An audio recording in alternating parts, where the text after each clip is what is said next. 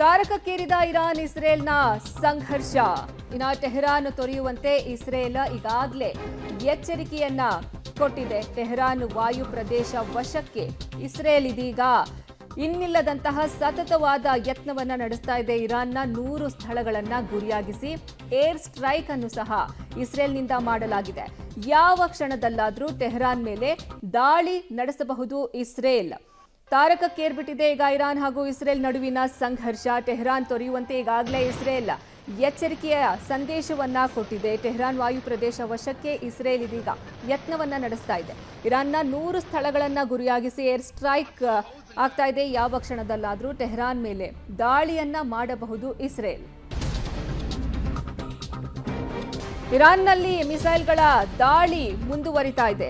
ಸಶಸ್ತ್ರ ಪಡೆಗಳ ನೆಲೆಗಳ ಮೇಲೆ ಅಟ್ಯಾಕ್ ಅನ್ನ ಮಾಡಲಾಗಿದೆ. ಇಸ್ರೇಲ್ ಮಿಸೈಲ್ ದಾಳಿಗೆ ಐಆರ್ಜಿಸಿಯ ನೆಲೆ ಹೊತ್ತಿ ಉರಿದಿದೆ ಅನ್ನುವಂತಹ ಮಾಹಿತಿ ಸಿಗ್ತಾ ಇದೆ. ಇಸ್ರೇಲ್ ಮಿಸೈಲ್ ದಾಳಿಗೆ ಐಆರ್ಜಿಸಿಯ ನೆಲೆ ಹೊತ್ತಿ ಉರಿದಿದೆ. ಇರಾನ್ನಲ್ಲಿ ಮಿಸೈಲ್ಗಳ ದಾಳಿ ಮುಂದುವರಿತಾ ಇದೆ.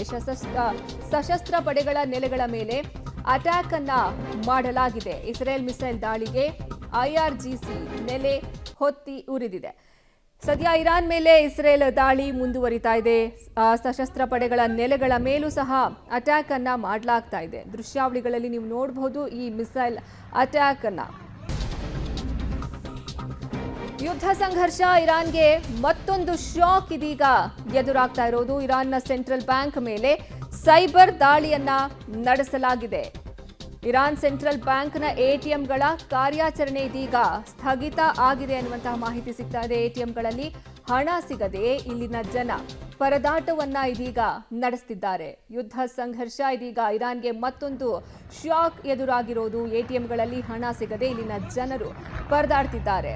ಇರಾನ್ ಸೆಂಟ್ರಲ್ ಬ್ಯಾಂಕ್ ಮೇಲೆ ಸೈಬರ್ ದಾಳಿಯನ್ನ ನಡೆಸಲಾಗಿದೆ. ಈ ಸೈಬರ್ ದಾಳಿಯಿಂದ ಇದೀಗ ಎಟಿಎಂಗಳಲ್ಲಿ ಹಣ ಸಿಗದೆ ಜನ ಪರದಾಡ್ತಿದ್ದಾರೆ.